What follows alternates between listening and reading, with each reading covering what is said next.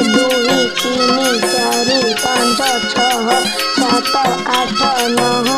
110। ଆଉ ସୁଶୀଲା ବାବୁ ଆଉ ସରିଲାଇ ରେ ତୋର ଏକ ବି ନାଇଁ ସାର୍ ହେଇନି ଆହୁରି ଠିଆ ଠିଆ ତୁ ଠିଆ ନାଇଁ ସାର୍ ବାଡ଼ାନ୍ତୁ ବାଡେଇବିନି ରେ ଆଜି ରବିବାର ଆଜି ରାତି ଟିସନ ଆଇଲା ଆଡୁ 2 ଖାନ୍ଦାରୁ 10 ଖାନ୍ଦା ପର୍ଯ୍ୟନ୍ତ ପରୀକ୍ଷା ଘୁଷ ଦେଇଥିବୁ 1 କରୁ 100 ଘୁଷ ଦେଇଥିବୁ ସବୁ କମ୍ପ୍ଲିଟ କରି ଆଇଥିବୁ ଯଦି ନ ଘୁଷୁଥିବୁ ଗୋଡ ଗୋଡ ବାଇ ଛୋଟା କରିବି ଟିକେ ଯା ଟିକେ ବଜା ରାତି ଟିସନ ହଉ ଯା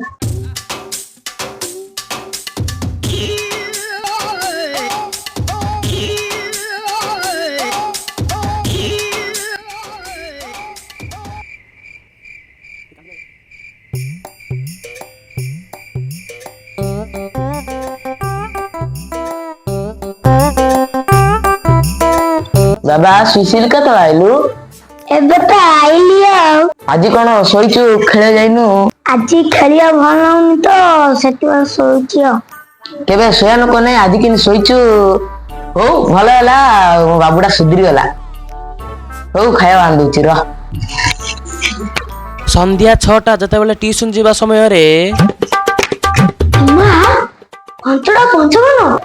ଆଉ 6ଟା ଆଉ 5 ମିନିଟ ବାକି ଅଛି କଣ କରିବି ପେଟ କାଟି ଆଉ ବାହାନ କରିବା ପଡିବ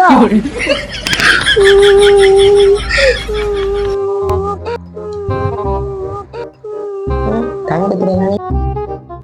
ମା 6:05 ହେଲାଣି କି ସେ ଟ୍ୟୁସନ ଯାଇନୁ ମମି लो ପେଟ କାଟୁଛି ଲୋ କେମିତି ଯିବି ଲୋ ଯା ବାବୁ ଡାକ୍ତର ପାଖକୁ ଯା ତୋର ଇଞ୍ଜେକ୍ସନ ଦେଲେ ସବୁ ଭଲ ହେଇଯିବ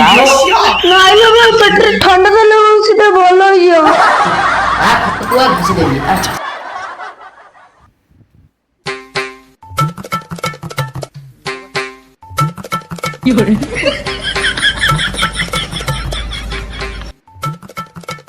ଟ୍ୟୁସନ ଟାଇମ ବିତିଗଲା ପରେ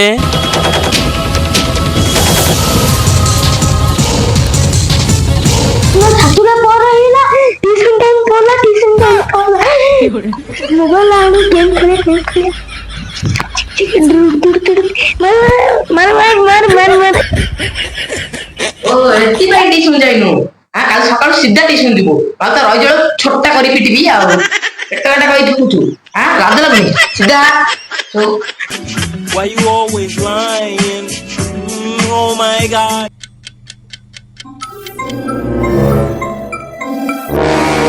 ଶୋଇଥିଲି ସର 6ଟା ଅଧେ ହେଲାଣି ଉଠା ଟ୍ୟୁସନ ଯିବୁ ଟ୍ୟୁସନ ଯିବୁ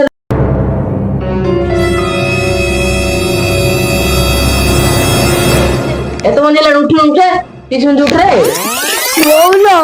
ଆଜି ଖାଇଲ ଗୋଟା କାଟିଛି ଲୋ ଟ୍ୟୁସନ ଯାଇପାରିନି ଲୋ କଣ କହିଲୁ ଖାଇଲା ଗୋଟା କାଟୁଛି ବେଶୀ କୋଉ ଗୋରେଇକି ମଝି ଗୋଡ କାଟିରେ ପକେଇ ଦେ ପୁଅ ସିଧା